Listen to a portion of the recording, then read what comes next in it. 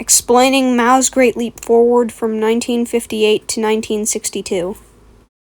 The Great Leap Forward was created by Mao Zedong in an attempt to industrialize China as fast as possible. During the 20th century, China's economy was mostly based off of agricultural work.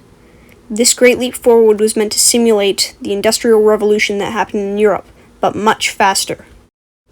This would be done by taking away private land ownership from the peasants and placing them all into things known as people's communes.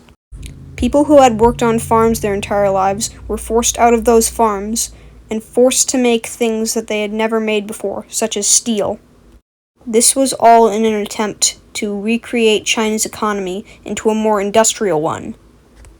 Originally, this plan was successful, but it all got turned on its head during the winters of 1959. During this winter, food production was at an all-time low, and people refused to work in the steel factories. This eventually led to famine, meaning people started to die. In an attempt to keep up food production, Mao Zedong encouraged the people to kill pests that were eating the crops. This included things like sparrows. Sadly, just like everything else in the Great Leap Forward, this went horribly wrong.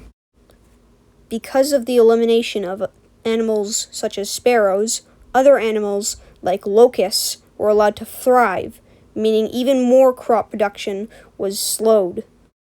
The ensuing famine killed 36 to 45 million people, making it the deadliest famine in not only Chinese, but all of human history.